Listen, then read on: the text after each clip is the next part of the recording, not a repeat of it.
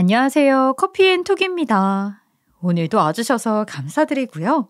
바로 사연 읽어보겠습니다. 저의 남편과 아주버님은 형제 사이지만 형제 중에서도 굉장히 특별한 사이예요. 이렇게 사이가 좋은 형제가 있을까 싶은 생각이 들 정도니까요. 남편과 아주버님을 보고 있으면 어릴 때 부모님께 하던 투정을 속으로 하게 돼요. 나도 이렇게 사이가 좋은 언니가 한 명 있었으면 사는 내내 얼마나 든든했을까 하고 말이에요. 그런 셈이 날 정도로 아주버님은 남편밖에 모르는 바보 형이었어요. 그렇게 형제의 우애가 좋은 데에는 두 형제가 자란 환경도 한 몫을 했다고 생각해요. 아주버님과 남편은 어릴 적에 이미 부모님을 잃었어요. 일하기 어려울 정도로 연세가 많으신 할머니 밑에서 컸기 때문에 두 사람에게는 할머니와 서로밖에 없었죠. 지금도 기억하는 장면이 있어요. 제가 남편과 결혼을 하겠다고 인사를 드리러 갔을 때 아주버님이 거의 버선발로 뛰어나오시면서 제 손을 두 손으로 덥석 잡고 이렇게 말씀을 하셨어요. 아이고, 귀한 분이 오셨구나. 제 동생의 평생 반려라니 제가 얼마나 기쁜지 모릅니다. 어서 들어오세요. 가족이 된 것을 환영해요. 남편에게 좋은 형이라고 이야기는 들었지만 이렇게까지 환대를 해주시니 저도 정말 고맙고 기뻤어요. 좋은 분과 식구가 되어 정말 다행이라는 생각이 들었죠. 처음 뵙는 자리라 긴장도 했는데 처음부터 반겨주시고 가족이 된 것을 환영한다고 해주시니 마음이 놓였어요. 그렇게 제가 인사를 다녀온 후부터 아주버님은 매일같이 저희 신혼집으로 선물을 보내셨어요. 한우 세트나 가습기 같은 선물들도 보내시고 치약 세트나 새로 나온 세제처럼 생필품도 보내주셨죠. 너무 많은 선물을 받으니 제가 고마운 것을 넘어 죄송한 생각까지도 들어서 한 번은 이렇게 말씀드린 적이 있었어요. 아주버님 정말 감사합니다. 근데 이렇게 많은 걸 보내주셔서 저희가 살 것이 없을 정도예요. 정말 감사합니다. 그런데 혹시 저희가 너무 많이 받은 것은 아닐까요? 너무 많아서 죄송한 마음도 들고 그래서 여쭤봐요. 그러자 아주버님은 아주 밝은 목소리로 이렇게 말씀하셨어요. 우리 동생이 좋다는 사람인데 아까울 것이 없죠. 부담스럽게 생각하지 마세요. 제가 좋아서 하는 건데요, 뭘. 필요한 것이 있으면 뭐든 말씀하세요. 아주버님이 이렇게 시원시원하게 말씀하시니 저도 너무 고민하지 않아도 되고 정말 감사했어요. 이렇게 아주버님이 남편과 저에게 무엇이든 다 해줄 수 있는 것은 아주버님이 경제적으로 여유가 있는 분이라는 이유도 있었어요. 아주버님은 어린 나이에 식품 공장에 취직해 일을 하다가 점차 직책이 올라가 젊은 나이에 공장 책임자가 되었어요. 이후에 공장 경영권을 넘겨받아 지금은 직접 공장을 운영하고 계세요. 그러니 경제적인 여유가 있는 생활을 하고 계셨죠. 자기 명의의 집이 있는데 주말에 쓰는 별채는 다른 지역에 따로 있고 취미로 술을 모으시다가 바틀샵을 오픈하시는 등 여유가 있으셨어요. 그래서 보통은 아주버님께 그 정도로 많은 선물을 받으면 염치가 없어서라도 부담이 많겠지만 아주버님은 한사코 신경 쓰지 말라고 하셨어요. 하지만 아주버님이 부자가 된 과정은 절대로 쉽지 않은 과정이었어요. 남편의 이야기를 들어보면 아주버님과 남편은 정말 어려운 유년 시절을 보냈어요. 그래서 그 과정을 겪으며 두 사람의 형제애가 돈독해진 것도 있었어요. 남편은 어릴 적 일이지만 형의 희생을 생생하게 기억하고 있었어요. 할머니가 일을 하시기가 어려웠기 때문에 아주버님은 어릴 적부터 할 수 있는 일이라는 일은 다 했대요. 남편과 아주버님은 나이 차가 많이 났어요. 그래서 사실상 아주버님이 집안의 가장이었죠. 아주버님이 너무 어릴 때는 동네 어르신들 심부름을 하고 용돈을 받아오고는 했는데 어쩌다 사탕 같은 것을 받아오면 자기가 먹지 않고 꼭 가지고 와서 동생인 남편에게 주었다고 해요. 돈이 너무 없어 항상 배고팠던 시절이라 먹고 싶었을 텐데 그 어린애가 동생 주겠다고 먹고 싶은 마음도 꾹 참았던 것이죠. 아주버님은 고등학교를 중퇴했는데 돈을 벌기 위해 공장에 취직을 했기 때문이었어요. 생활비를 벌려는 마음도 있었지만 동생의 등록금을 마련해주고 싶은 마음에 집에서 멀리 떨어진 공장에서 숙식하면서 갖은 고생을 다했다고 했어요. 처음에는 얼마 일하지 못하고 잘리기도 하고 너무 장시간 일하거나 심한 육체 노동이 필요한 일을 하기도 했대요. 하지만 이후 지금의 공장에 취직을 하고 비교적 좋은 환경에서 일을 하게 되었고 계속 일을 해서 남편의 등록금도 대주었다고 했어요. 그때쯤 할머니도 돌아가셔서 남편은 아주버님의 도움으로 대학을 졸업했다고 했어요. 그렇게 열심히 산 아주버님은 결국 공장의 사장님이 되어 경제적인 여유를 얻는 것에 성공했고 남편도 나름대로 안정적인 삶을 이루게 되었죠. 하지만 저희는 아주버님만큼 여유가 많이 있는 것도 아니고 굳이 말하자면 빠듯한 편이에요. 그런데도 아주버님은 전혀 개의치 않고 남편과 저에게 무한한 애정을 주고 계세요.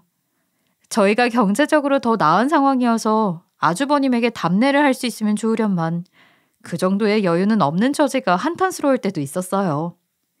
받고만 있는 것이 염치가 없어서 아주버님이 아무리 괜찮다고 하셔도 남편도 그렇고 저 또한 마음의 짐이 크기는 했어요.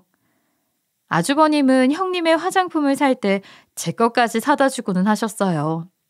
제 입장에서는 정말 감사한 일이었죠.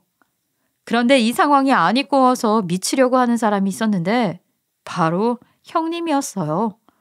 물론 형님보다 아주버님이 훨씬 잘 나가고 경제력이 있었기 때문에 형님은 아주버님 앞에서는 찍소리도 못했어요. 하지만 어쩌다 저희 집에 오는 날에는 아주버님과 남편 눈을 피해 저에게 찾아와서 비겁하게 늘 이런 식으로 공격을 했어요.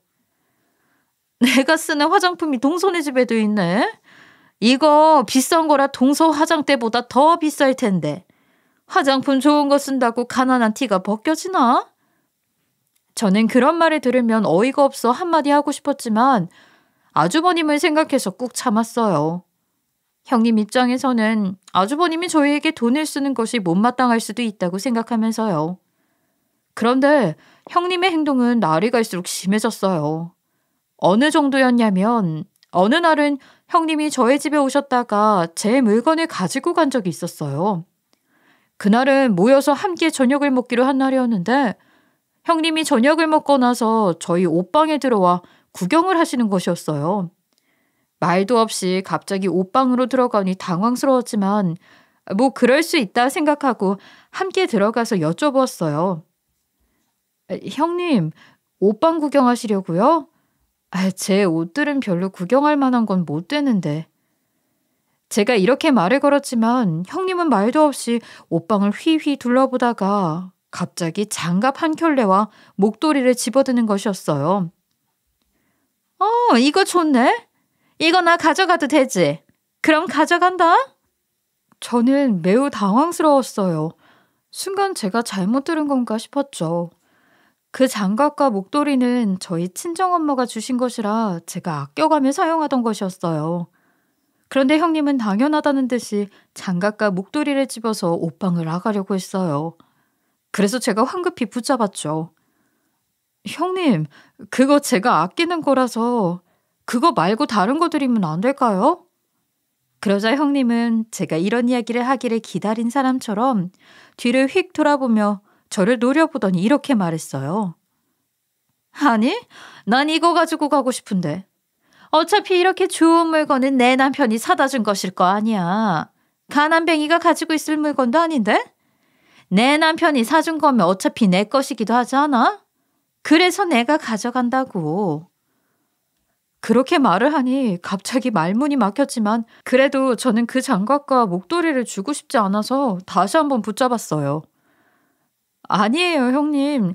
그건 저희 친정엄마가 사주신 거예요. 물론 아주버님이 매번 좋은 물건 사주시는 건 정말 감사하기는 한데 그거는 돌려주시면 안 될까요? 제가 포기하지 않고 이렇게 붙잡자 형님은 짜증스럽게 저에게 장갑과 목도리를 확 던지면서 소리를 치며 옷방에서 나갔어요.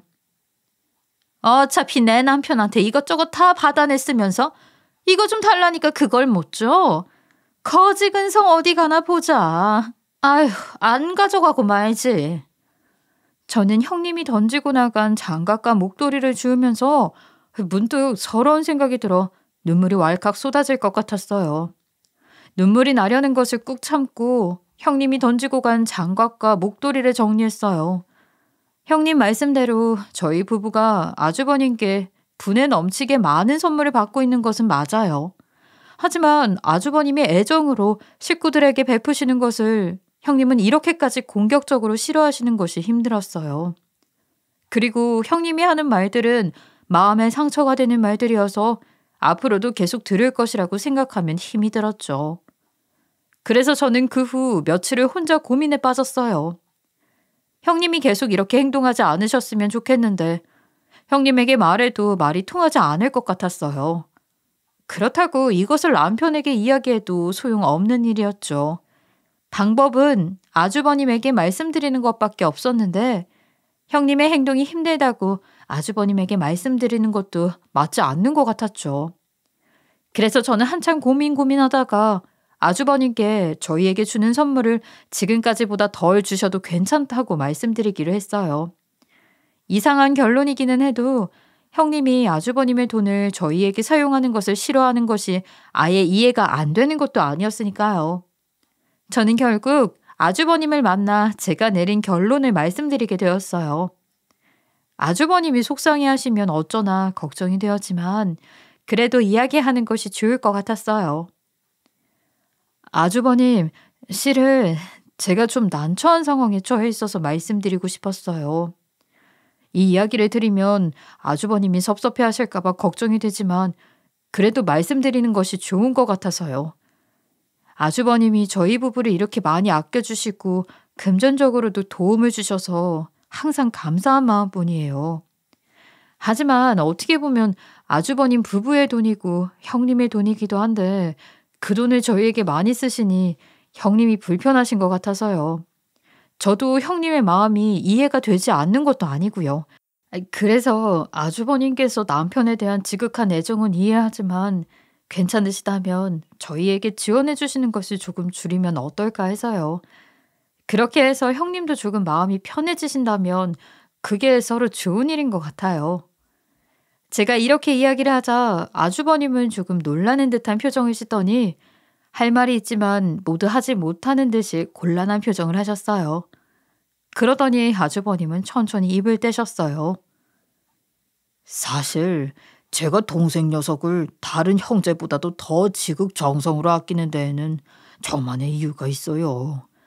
이 이유는 심지어 동생도 모르는 이야기입니다. 이 사연을 듣고 나면 재수 씨도 제가 이렇게까지 동생을 아끼는 이유가 이해가 될 거예요. 저는 제 요청에 대해 아주버님이 알겠다거나 그런 생각을 말라고 하는 등의 답변을 하실 줄 알았는데 뜻밖의 이야기를 시작하셔서 놀랐어요. 일단 저는 끄덕이며 아주버님의 이야기를 듣기로 했어요. 다 큰 동생을 이렇게까지 제극정성으로 챙기는 게 이상해 보일 수도 있다는 생각은 합니다. 하지만 저는 저만의 이유가 있어요. 실은 녀석이 오래전에 제 목숨을 살린 적이 있습니다. 저는 어릴 때 아직 부모님이 살아계실 적에 병명도 모른 채 몇 년을 누워지는 적이 있었어요. 병원에서는 모두 이상이 없다고 말을 하는데 저는 먹은 것이 소화도 되지 않고 기운이 없어 일어나지도 못한 채 계속 누워만 있었어요. 원인을 알 수가 없으니 부모님도 얼마나 힘들어하셨는지 몰라요. 어쩌면 심리적인 것이 원인일 수도 있다는 말도 들었지만 어쨌든 해결을 할 수가 없었어요. 하지만 동생이 태어난 뒤로 모든 것이 달라졌죠. 동생이 태어난 뒤로 저는 조금씩 좋아지기 시작했어요. 귀여운 동생을 보면서 함께 놀고 싶다고 생각했고 의지를 가지고 자리에서 일어나기 시작한 뒤로 점차 상태가 좋아지기 시작했어요. 부모님은 제가 점점 좋아지는 것을 보시면서 정말 기뻐하셨죠. 부모님은 동생을 복덩이라고 불렀어요. 저도 동생 덕분에 몸이 좋아졌기 때문에 동생에게 얼마나 고마웠는지 몰라요. 그 녀석이 태어난 뒤로 같이 놀고 싶다는 간절한 마음이 생겨나 몸을 일으킨 거죠. 그러더니 아주버님은 목숨보다 귀한 게 어디 있겠냐면서 자기 목숨을 살려준 남편에게 이 정도 하는 것은 별것도 아니라고 말씀을 하셨어요. 그리고 부모님이 돌아가신 후부터는 남편을 보면서 책임감으로 돈을 벌고 열심히 살았다는 것이었죠. 이런 사연이 있을 줄은 몰랐는데 다 듣고 보니 아주버님의 남편에 대한 지극한 애정이 이해가 되었어요. 또 제가 조금 불편하다고 해서 아주버님에게 남편에게 쏟는 애정을 줄이라고 하는 것도 말이 안 된다는 생각이 들었죠. 그래서 저는 아주버님과 남편의 어릴 적 이야기를 즐겁게 나누었어요. 생각해보면 형님이 아주버님과 남편의 관계를 싫어하면서 저에게까지 못된 말을 하는 것이 안 좋은 것이라는 생각도 들었죠. 우애가 좋은 형제 관계를 형님 때문에 끊도록 하는 것도 이상했으니까요. 얼마 후 아주버님께 인사를 드리고 집으로 돌아가려고 하는데 아주버님이 돌아서는 저를 붙잡더니 이런 말을 덧붙이셨어요. 그리고 아내가 재수 씨에게 그렇게 구는 것은 아내가 돈에 대해 욕심이 많은 편이기는 한데 그 부분에 대해서는 제가 잘 알아볼 테니까요. 저는 아주버님의 말씀이 무슨 뜻인지 한 번에 알아듣지 못했어요. 무엇을 알아본다는 것일까 싶었지만 어쨌든 형님의 행동에 대해 아주버님이 미안하다는 뜻을 내비친 것으로 이해를 하고 집으로 돌아왔어요. 그래서 이 일은 일단락되고 저는 형님의 말에 크게 신경 쓰지 않기로 했어요. 저만 마음 먹는다면 얼마든지 가능한 일이었죠. 형님은 그냥 두고 아주버님과 남편 그리고 저는 돈독한 사이로 지내면 되는 일이었으니까요. 하지만 그런 결심은 오래가지 못했어요. 얼마 뒤 남편이 건널목을 건너던 중 갑자기 쓰러졌어요. 다행히 당시의 남편은 타박상 정도의 부상을 당했고 심각한 상태는 아니었어요. 그런데 찜찜했던 건 남편이 왜 갑자기 넘어졌는지 기억이 안 난다고 하는 것이었어요. 저는 남편에게 간질이 발병을 하는 것은 아닌지 괜히 걱정이 앞섰어요. 그리고 일주일도 안 가서 남편은 또 직장 건물에서 쓰러졌어요. 그리고 병원으로 실려가 저에게 연락이 닿았죠.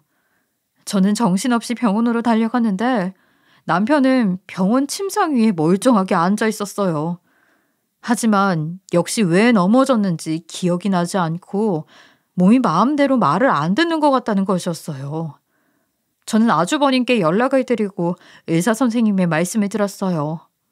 의사 선생님 말씀으로는 몸에 딱히 이상이 발견되지는 않았다고 하셨어요. 정밀 검사를 더 해보겠지만 몸에 이상이 없다면 심리적인 문제도 생각해보라는 말씀이셨어요. 아주버님은 조금 후에 세상이 무너진 얼굴로 병원에 도착하셨어요. 그리고 제 이야기를 듣더니 이 모든 일이 본인 탓인 것 같다면서 자책을 하시는 것이었어요. 그건 떠올리기 싫은 일이라 제 어릴 적 병에 대해 동생에게도 말을 하지 않는 것이었어요. 그런데 동생도 똑같은 상태가 된 것 같아요. 제가 괜히 그런 이야기를 내뱉었나 싶고 그래요. 그 이야기 때문에 그 옛날에 알 수 없는 병이 동생에게 나타난 것이 아닌가 하는 죄책감이 들어요. 저는 아주버님께 그런 것은 아닐 거라고 말씀을 드리며 위로했어요. 하지만 남편의 상태가 좋지 않은 것은 확실했기 때문에 저도 걱정이 앞섰죠. 남편이 얼른 자리를 털고 일어났으면 했지만 남편은 제대로 일어나지도 못하고 종일 누워있기만 했어요. 뭘 먹어도 소화도 잘 못하고 어지러워 눕고 싶어 하기만 했죠. 그 모습을 본 아주버님은 남편의 병을 고치겠다고 나섰어요. 전 재산을 쏟아서라도 원인을 찾아내겠다고 하시는 것이었죠.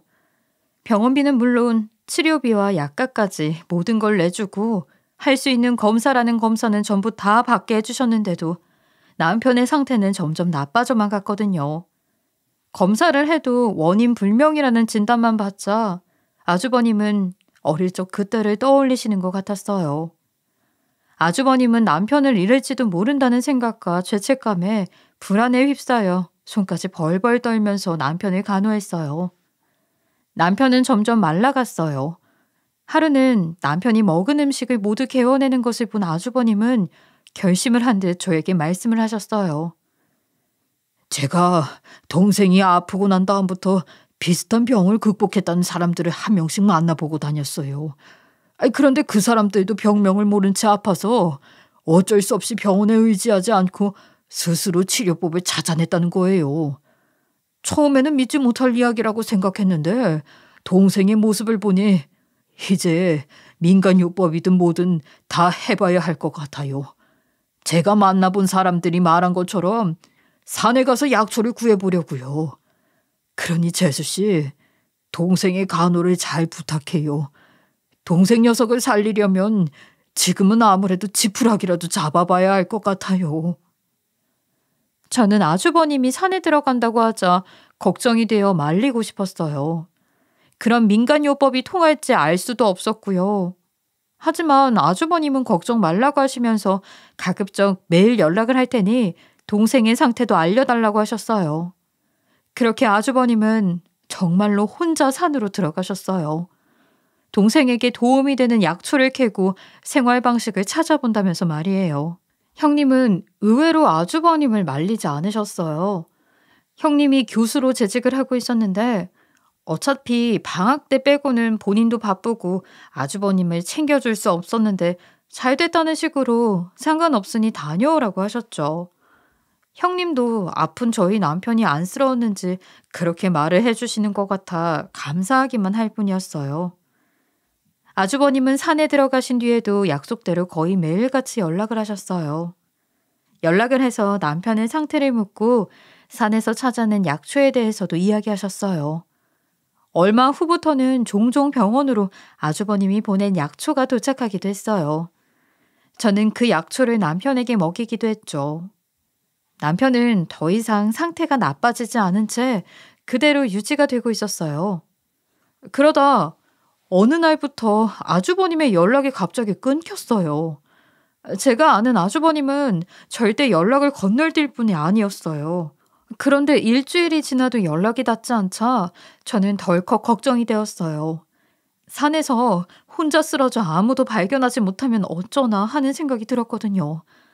그래서 저는 걱정이 되어 형님에게 연락을 해보았어요.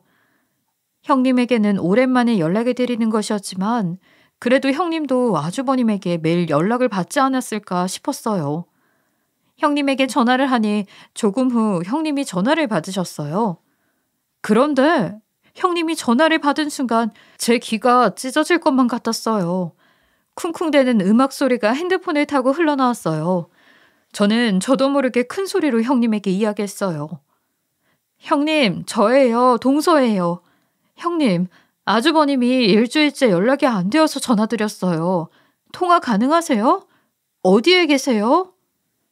그러자 형님은 제 말을 잘 알아듣지도 못하고 혀가 꼬일 대로 꼬인 채로 대답을 했어요. 딱 들어보니 이미 만취한 상태인 것 같았죠. 형님은 저인 줄도 모르고 신이 난 목소리로 이렇게 말을 했어요. 뭐? 누구? 남편 말이야? 그 인간 죽었지. 정신 나간 놈이 동생 때문에 약초 뜯다가 산에서 굴러서 어떻게 됐나 보지. 내가 산상 캐면 그때 연락하랬거든. 야, 너 올 거야 말 거야. 오늘은 내가 죽은 남편 돈으로 쏜다. 빨리 와. 형님은 어딘가에 콜라텍에서 만취한 채 놀고 있는 것이었어요. 저는 형님 입에서 나온 죽은 남편이라는 말에 심장이 내려앉았어요. 아무리 형님이라도 그런 말을 아무렇게나 하지는 않을 것 같은데 아주버님 사망 소식이라도 들은 것인지 너무 자연스러웠거든요. 하지만 아직 모르는 일이고 맨정신이 아닌 사람의 말이니 무시하자고 생각했어요. 그렇게 생각을 했지만 저는 정말 불안했어요. 그리고 형님이 취해서 놀고 있다는 콜라텍에 가보기로 마음먹었죠. 가서 대체 무슨 이야기를 하는 건지 아주버님이 어떻게 되었다는 건지 자세히 들어보려고 했거든요. 그렇게 형님이 말한 콜라텍에 가보니 세상에 이런 곳이 다 있나 싶을 정도로 문화 충격을 먹었어요. 술과 춤이 난무하는 곳이었고 처음 만나는 사람들끼리 추파를 던지며 춤을 추고 있는 곳이었죠. 저는 그 틈에서 형님을 찾아다녔어요. 그리고 소파에 앉아있는 형님의 뒷모습을 발견해 곧장 그곳으로 갔죠. 형님은 양 옆으로 남자를 끼고 앉아 몸을 갈대처럼 이리저리 흔들어 이 남자 어깨에 머리를 뒀다가 저 남자 어깨에 머리를 두며 신나게 끼를 부리고 계셨어요. 평상시에는 교수라는 본인의 직업을 내세우며 지조와 정절을 강조하셨던 분이 저렇게 문란하게 놀고 있다니 그냥 허 하는 웃음만 나올 뿐이었죠. 그런 행동 뒤에 따라오는 형님의 말들이 더욱더 사람 뒤통수를 치는 말들이었어요. 내 남편이 치동생 구하겠다고 산에 들어갔거든. 약초를 캔다나 뭐라나. 근데 좋은 약초들은 아주 위험한 절벽이나 산세가 험난한 산에서만 난다는 거야. 그래서 내가 일부러 가라고 등 떠밀었지. 평생 산이라고는 한 번을 안 가본 사람이 그런 산에 가면 어떻게 되겠어? 안 봐도 비디오로 다치거나 잘못되겠지. 난 그거 보라고 보낸 거야. 그리고 더 기쁜 소식은 지금 연락두절이라는 거지. 그러더니 건배를 하며 이제 내 남편 돈은 다 내 거니까 마음껏 마시자고 라는 소리를 하는데 온몸에 소름이 끼쳐서 발이 떨어지지가 않았어요. 그 말 한마디로 모든 상황이 정리가 된 것 같아 저는 형님을 두고 집으로 돌아올 수밖에 없었죠. 그때 형님 머리끄덩이라도 잡았어야 했나 봐요. 그리고 저는 남편에게 이 일을 사실대로 말했어요. 물론 남편도 제 말을 듣고 깜짝 놀란 것 같았어요. 저는 하루 이틀 고민을 하다가 아주버님이 정말로 공경에 처했다면 저희 부부 말고는 도울 사람이 없다는 생각이 들었어요. 또 저희 부부가 이럴 때 아주버님을 꼭 도와야 한다는 생각이 들었죠. 저는 결심을 하고 남편에게 말했어요. 여보, 우리가 아주버님을 도와야 해요. 이제까지 아주버님에게 입은 은혜가 많고 지금 병원비도 다 아주버님이 내주시잖아. 내 생각에는 우리가 집을 팔아서라도 당장 아주버님을 찾아봐야 할 것 같아. 큰일이 났다면 어떡해요. 남편은 제 말에 동의를 했어요. 남편도 아주버님 걱정에 잠을 못 잃었지만 방법이 떠오르지 않아 속만 썩이던 차에 제 말을 듣고 동의를 한 것이었어요. 저희 부부는 속전속결로 행동으로 옮겼어요. 집까지 팔게 되었지만 그동안 아주버님이 저희에게 해주신 것을 생각하면 이 정도는 별것 아니라는 생각까지도 들었어요. 저는 집을 판 돈으로 탐정사무소에 연락해 전국 팔도로 아주버님을 찾아달라고 했어요. 아주버님이 남편을 위해 물불 가리지 않고 산으로 들어가신 것처럼 저도 물불을 가리지 않고 아주버님을 찾아내기로 마음먹었어요. 그리고 아주버님을 찾는 것이 저희 남편 목숨까지 달린 일이라고 생각했어요. 남편이 아주버님의 실종 소식에 너무나 상심해 상태가 더 안 좋아지기도 했고 치료법이 없는 상황에서 아주버님이 찾아 나선 민간요법만이 희망이기도 했으니까요. 하지만 아주버님의 소식은 쉽게 알아낼 수가 없었어요.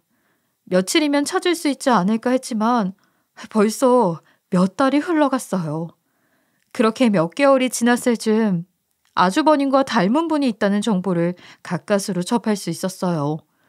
확실하지는 않지만 아주버님을 목격한 사람들도 그분에 대해 잘 모른다는 것이었어요. 그저 산에서 내려오고 약초만 캐러 다니는 아저씨라고 했다는 것이었어요. 그래도 이제까지의 정보 중에서 인상착의가 가장 비슷해서 어쩌면 아주버님이 맞을 수도 있겠다는 예감이 들었어요. 저는 남편에게 아주버님으로 추정되는 사람을 만나고 오겠다고 했어요. 남편은 혼자 험한 곳에 가는 것이 걱정된다며 말렸지만 저는 남편의 손을 붙잡고 말했어요. 여보는 여기에서 몸을 회복하는 것에만 전념해. 당신이 살아야 아주버님도 사는 거야. 당신 건강만 바라고 산에 들어가신 거니까. 알았지? 남편은 눈물을 흘리며 끄덕거렸어요.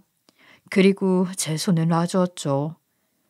저는 남편에게 인사를 하고 탐정사무소에서 받은 위치로 곧장 향했어요. 그 장소는 산골짜기 중턱에 덩그러니 놓여있는 집이었어요. 사방에는 산뿐이었고 집이라고 하기 민망한 낡고 좁은 건물이 덩그러니 놓여 있었어요. 이렇게까지 아무도 없는 곳에서 사람이 살 수가 있나 싶은 지경이었죠.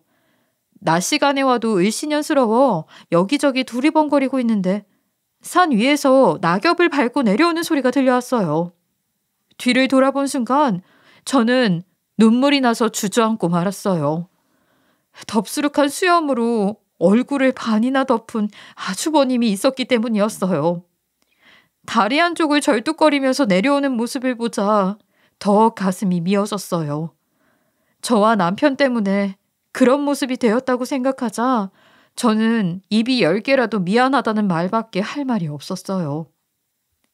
아주버님, 왜 이렇게 연락이 안 되셨어요? 그리고 다리는 어떻게 된 거예요? 저희가 얼마나 걱정했는데 저희 때문에 여기까지 와서 혼자 살고 계신 거예요? 정말 죄송해요. 제가 잘못했어요. 제가 남편이 일어날 수 있게 간병을 잘하거나 제가 약초를 캐러 왔어야 했는데 죄송해요, 아주버님. 죽었을지도 모른다고 생각했던 아주버님을 만나자 안심이 되는 것과 동시에 미안한 마음에 눈물이 마구 났어요. 저는 바닥에 주저앉은 채로 눈물을 흘리면서 사과를 드렸어요. 그런데 아주버님이 저를 달래면서 일으켜 세우시는 것이었어요. 그러면서 저에게 사과할 것이 없다고 말씀을 하셨어요. 재수 씨, 울지 마세요. 사과하실 것 없어요. 절대 재수 씨 잘못이 아니에요. 제가 일부러 정체를 숨긴 것이었어요. 진작에 이야기를 했어야 재수 씨나 동생이 걱정을 안 했을 텐데 어쩔 수 없는 상황이 있었어요. 미안해요. 저는 이게 무슨 말인가 싶었어요. 알고 보니 아주버님은 약초를 캐러 온 것은 맞지만 긴 시간 산에서 숨어 있게 된 것에는 다른 이유가 있었던 것입니다. 바로 형님 때문이었어요. 아주버님은 오래전부터 형님의 잘못된 행실과 범죄 행각을 모두 알고 있었어요. 그래서 산에 들어간 것을 계기로 형님의 꼬리를 밟아 덮치려고 이 모든 것을 계획했다는 것이었어요. 저는 이미 죽은 것으로 처리되어 있어요. 그 여자에게 그 소식을 전하고 돈으로는 못 갚을 짓을 하도록 일부러 둔 거예요. 동생 목숨까지 걸고 버틴 일입니다. 미안하다고 사과해야 할 것은 저예요. 알고 보니 교수 형님은 콜라텍에 빠져 고주망태로 지내면서 아주버님 사업체에서 나오는 돈을 물 쓰듯 펑펑 쓰고 있었다고 했어요. 아주버님은 그렇게 회사 돈을 횡령한 것도 용서할 수 없지만 무엇보다 용서할 수가 없었던 것은 남편이 그렇게 아프게 된 뒤로 병원에 한 번을 안 가본 것이었다고 했어요. 돈은 얼마든 써도 괜찮으니 힘든 저를 대신해 형님이 도와주기를 바랐다는 것이었죠. 하지만 이전에도 형님은 저나 남편을 함부로 대했고 아픈 뒤에도 그랬어요. 아주버님이 너무하다는 생각에 병원이라도 가보라면서 산에 가서 약초를 캐오겠다고 말하자 형님은 끝까지 취해서 산삼 캐오라며 깔깔대고 웃었다는 것이었어요. 원래는 이렇게까지 할 생각은 아니었어요. 정말로 약초를 캐고 돌아갈 생각이었거든요. 그런데 제가 연락이 끊기던 날 산에서 조난을 당했어요. 하루 이틀 버티다가 돌아오긴 했지만 조난을 당했을 때 불현듯 죽은 사람이 되어야겠다는 마음을 먹었어요. 내가 죽었다는 소식을 전하면 아내가 본색을 제대로 드러내 범죄 행위를 잡아낼 수 있을 거라고 생각했거든요. 그래서 그날 이후로 산에서 실종된 척을 하고 있었던 거예요. 저는 그런 사연이 있을 줄은 상상도 못했기 때문에 어리 빠졌어요. 하지만 어쨌든 아주버님이 살아계신 것만으로도 진심으로 안도를 했어요. 저와 아주버님은 그 허름한 집 안에 앉아 오랜만에 웃으며 이야기를 나눴어요. 아주버님은 형님을 잡으려는 계략을 어떻게 실행에 옮겼는지 설명해 주셨어요. 제가 조난되어서 죽은 것 같다는 이야기를 아내가 듣게 하는 것이 중요했어요. 그래서 제 오랜 친구한테 도움을 요청했죠. 아내가 매일같이 드나드는 콜라텍에 가서 아내 주변 사람들에게 제가 조난되어 저 세상에 간 것 같다고 소문을 퍼뜨려 달라고 했어요. 아니나 다를까 아내는 그 소식을 듣자마자 슬퍼하기는커녕 깔깔거리고 웃으면서 남편 돈이 이제 다 자기 것이라고 좋아했다고 하더라고요. 제가 떠났다는 소식을 듣고도 그 정도일 줄은 몰랐는데 그 이야기를 듣자 확실히 아내의 극악무도한 짓들을 제대로 드러내야겠다는 생각이 들었어요. 이제 아내의 모든 악행이 드러나서 며칠 후에 산을 내려갈 예정이었어요. 들으면 들을수록 놀라운 이야기였어요. 저는 아주버님의 이야기를 눈을 동그랗게 뜬 채 듣고 있었어요. 아주버님은 모두 이야기를 하시더니 이런 말씀을 하셨어요. 사실 모든 연락을 끊고 지냈는데 산에서 지내는 불편함보다 동생 녀석 소식을 알 수 없다는 답답함에 미칠 것 같더라고요. 그래서 하는 수 없이 날아다니는 새한테 혼잣말로 동생의 생사를 물어보기도 했어요. 제가 쟤일 때문에 이렇게 잠적한 사이 동생의 신변에 무슨 일이라도 생기면 어쩌나 해서요. 그 말을 들으니 여전히 남편을 끔찍히 생각해주는 아주버님께 감사했어요. 아주버님, 저는 아주버님이 살아있어 주신 것만으로도 정말 감사해요. 아주버님이 실종되었다는 것을 알았을 때 눈앞이 얼마나 캄캄해졌는지 몰라요.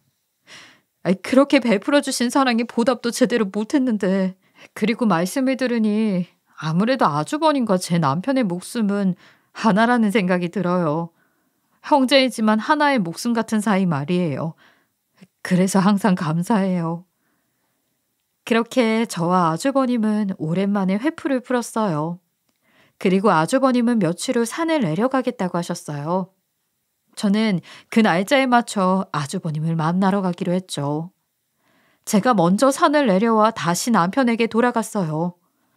혼자 병원에 있던 남편은 제가 돌아오자 눈을 크게 뜨고 아주버님의 소식을 물어보았어요. 저는 아주버님이 무사하시다는 소식과 함께 아주버님이 해준 이야기를 남편에게 들려주었어요. 남편은 그 말을 듣고 아주버님이 하려는 일이 모두 잘 되었으면 한다면서 자신은 회복에만 매진하겠다고 했어요. 며칠 후 산에서 돌아온 아주버님은 집에도 들르지 않고 경찰서부터 찾아갔어요. 저는 아주버님의 연락을 받고 함께 경찰서로 갔어요. 경찰서에 도착한 아주버님은 먼저 실종 및 사망 신고부터 정정 신청을 했어요.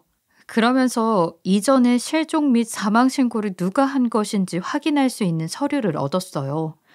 이런 상황이 되었으니 아주버님의 사망 신고 또한 조작을 한 것은 형님이 되었죠. 5개월 정도 실종이 되었는데 5년이나 실종이 되었다고 조작을 해놨어요. 그런데 그런 사람이 살아 돌아온 것이 된 것이죠. 아주버님은 서류를 들고 형님이 있는 집으로 향했어요. 저와 함께 집에 들어서자 어질러진 거실이 보였어요.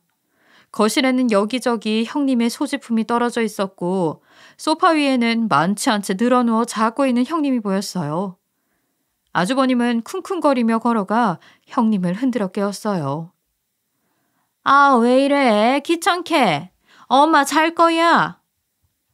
일어나 보지. 왜? 저 세상 간 남편이 살아 돌아왔는데 인사라도 해야 하는 거 아니야? 아주버님이 이렇게 이야기를 하자 잠에 푹 빠져있던 형님이 두 눈을 번쩍 뜨고 일어났어요. 그리고 눈앞에 서 있는 아주버님을 보고 소스라치게 놀라며 소리를 질렀어요. 뭐야 당신? 어떻게 살아 돌아왔어? 왜 여기에 있는 건데? 분명히 실종되었는데? 그래, 그런 줄 알았겠지. 그런 줄 알고 더 뻔뻔하게 회사 돈을 횡령하고 내 적금을 타서 즐기고 있었던 거 아니야. 네가 그러고도 지식인을 가르치는 교수야? 그러고도 교수 자질이 있다고 생각해? 난 이 문제 절대 그냥 넘어가지 않을 거야. 네 학교에도 네가 한 모든 폐륜 행동들 서류로 첨부해 보낼 거라고. 이런 사람이 학생들을 가르치면 그 학교가 어떻게 돌아가겠어? 아주버님이 경멸하는 표정으로 내려다보자 형님은 얼굴이 파랗게 질려서 어쩔 줄을 몰라 했어요. 아주버님은 그런 형님을 보면서 말했어요. 그리고 내 사망 신고는 당신이 조작한 것으로 경찰에 알렸어. 내가 세상을 떠났다고 신고를 해서 30억이 넘는 내 재산을 받았지? 그거 펑펑 쓴 것 같던데 이제 당신이 다시 갚아야 할 거야. 그리고 그동안 내 회사에 돈을 횡령해서 콜라텍에 뿌려댔던 거 내가 모를 줄 알았어? 그런 죄를 저질렀으니 제대로 죄값을 치러야지. 여보, 한 번만 봐줘요. 네? 나는 진짜 당신이 어떻게 된 줄 알았어. 그래서 그런 거야. 그러니까 이번 한 번만 더 용서해줘. 하지만 아주버님은 가차 없었어요. 아주버님은 형님을 기소했고 형님은 30억이 넘는 돈을 갚지 못한 데다 회사 돈을 횡령한 혐의로 징역형을 받게 되었어요. 물론 개망신당하며 대학까지 잘리게 되었죠. 교수라는 직함 하나로 그렇게 사람 무시하고 본인은 지식인이라며 잘난 척을 했는데 아주 쌤통이다 싶었네요. 아마 이제 형님은 옥에서 지내는 하루하루가 아주버님의 목숨을 걸고 펑펑 쓴 돈이었다는 것을 깨닫고 있지 않을까 싶어요.